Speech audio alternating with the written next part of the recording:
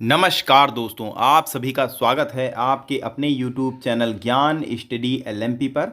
दोस्तों, आज हम आपको सामान्य ज्ञान के प्रश्न कराने वाले हैं और ये सामान्य ज्ञान के प्रश्न पर्यावरण अध्ययन से लिए गए प्रश्न हैं।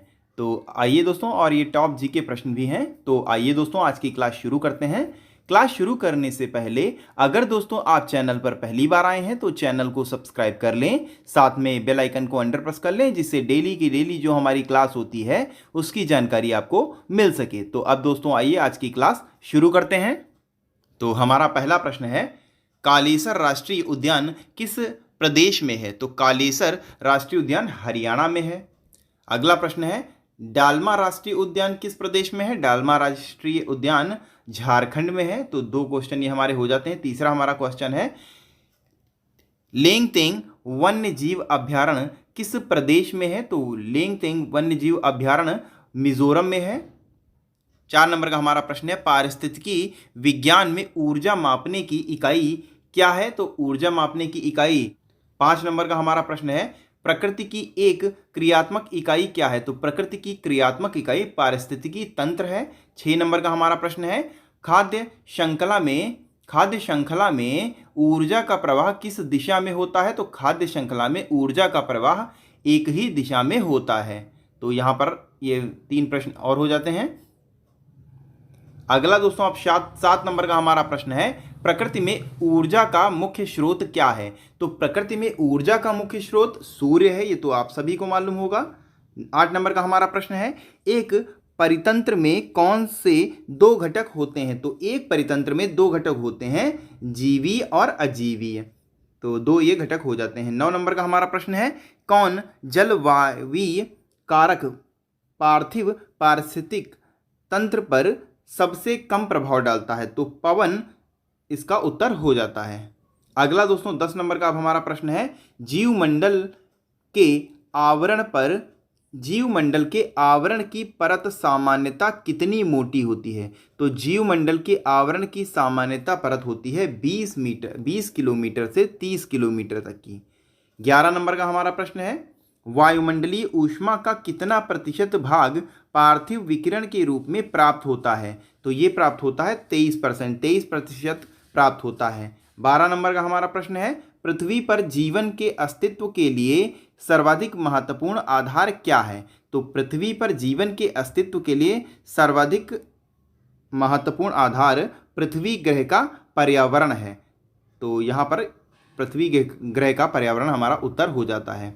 आइए आगे के प्रश्न पर चलते हैं। अगला दोस्तों अब 13 नंबर का हमारा प्रश्न है, वन महोत्सव सप्ताह कब मनाया जाता है? तो वन महोत्सव सप्ताह जुलाई का प्रथम वीक होता है, 1 जुलाई से 7 जुलाई होता है। 14 नंबर का हमारा प्रश्न है, स्टेपी जलवायु की सबसे बड़ी विशेषता क्या है? तो इसकी सबसे बड़ी इस विशेषता होती है उच्च वार्षिक तापांतर। 15 नंबर का हमारा प्रश्न हो जाता है, विश्वतीय वर्षा वनों को दूसरे किस नाम से जाना जाता है? तो दूसरे नाम से जाना जाता है सेल्वास। अब अगला दोस्तों 16 नंबर का हमारा प्रश्न है, काले वन कहाँ पाए जाते हैं? तो काले वन जर्मनी में पाए जाते हैं। तो जर्मनी यहाँ पर हमारा इस प्रश्न का सही उत्तर हो जाता है। अब 17 नंबर का दोस्तों हमारा प्रश्न है, कौन सा वन भारत में आर्थिक दृष्टिकोण से सर्वाधिक महत्वपूर्ण है? तो आर्थिक दृष्टि से सर्वाधिक महत्वपूर्ण है पतझड़ वाले वन। 18 नंबर का हमारा प्रश्न है, 2 पारिस्थितिक तंत्रों के मध्य के संक्रमण क्षेत्र को क्या कहते हैं? तो इसको कहते हैं इकोटोन। इकोटोन कहते हैं 2 पारिस्थितिक तंत्रों के मध्य के संक्रमण क्षेत्र को। अगला दोस्तों अब हमारा 19 नंबर का प्रश्न है, सामान्य रूप से आहार श्रृंखला में कितनी कड़ियां होती हैं? तो सामान्य रूप से आहार श्रृंखला में 4 कड़ियां होती हैं।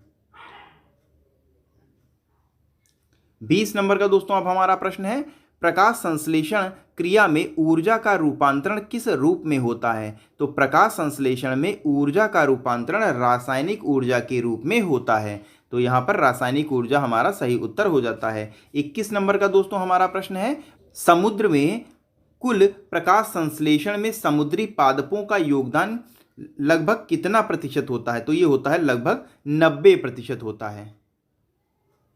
अब दोस्तों 22 नंबर का हमारा प्रश्न है, कार्बन क्रेडिट का दृष्टिकोण किस सम्मेलन में शुरू हुआ था? तो ये हुआ था क्योटो प्रोटोकॉल में। 23 नंबर का हमारा प्रश्न है, कौन सी गैस एक धरती पर जीवन के लिए हानिकारक और लाभदायक दोनों है? तो ये है कार्बन डाइऑक्साइड। 24 नंबर का हमारा प्रश्न है, 24 नंबर का हमारा प्रश्न है, मानव की कौन सी क्रिया जलवायु से सर्वाधिक प्रभावित होती है? तो जलवायु से सबसे ज़्यादा प्रभावित होती है कृषि। तो कृषि यहाँ पर हमारा सही उत्तर हो जाता है। आइए दोस्तों अगले प्रश्न पर चलते हैं।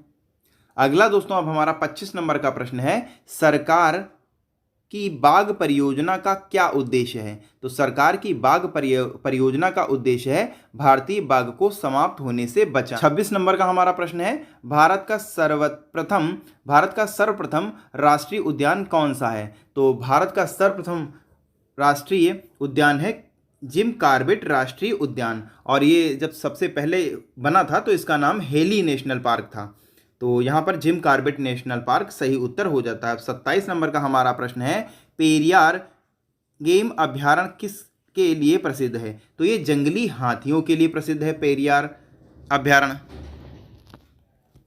28 नंबर का हमारा प्रश्न है, जीवमंडल आरक्षित परिरक्षण क्षेत्र क्या है? तो जीवमंडल आरक्षित परिरक्षण ये दोस्तों परिरक्षण ये आनुवांशिक विभिन्नता के लिए इसका उत्तर हो जाता है। 29 नंबर का हमारा प्रश्न है, नंदा देवी जीवमंडल किस राज्य में स्थित है? तो नंदा देवी उत्तराखंड में स्थित है।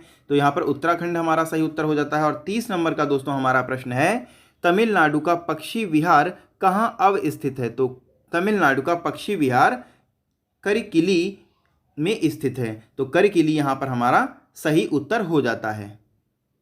तो दोस्तों आज के फटाफट 30 क्वेश्चन हमारे हो जाते हैं, और ये आज के हमारे फटाफट 30 क्वेश्चंस पर्यावरण से संबंधित है और काफ़ी इंपॉर्टेंट प्रश्न है और किसी न किसी एग्जाम में आए हुए प्रश्न हैं। तो इन प्रश्नों को काफ़ी ध्यान से करें। तो मिलते हैं। तो कैसी लगी दोस्तों आज की क्लास, आपको कमेंट करके बताना है, और अगर आपको आज की क्लास अच्छी लगी हो तो वीडियो को लाइक करें और ज़्यादा से ज़्यादा शेयर करें। और अगर दोस्तों अभी तक आपने चैनल को सब्सक्राइब न किया हो तो चैनल को सब्सक्राइब ज़रूर कर लें। तो इसी के साथ दोस्तों आज की क्लास यहीं पर समाप्त करते हैं। मिलते हैं अगली क्लास में, तब तक के लिए नमस्कार, जय हिंद, जय भारत।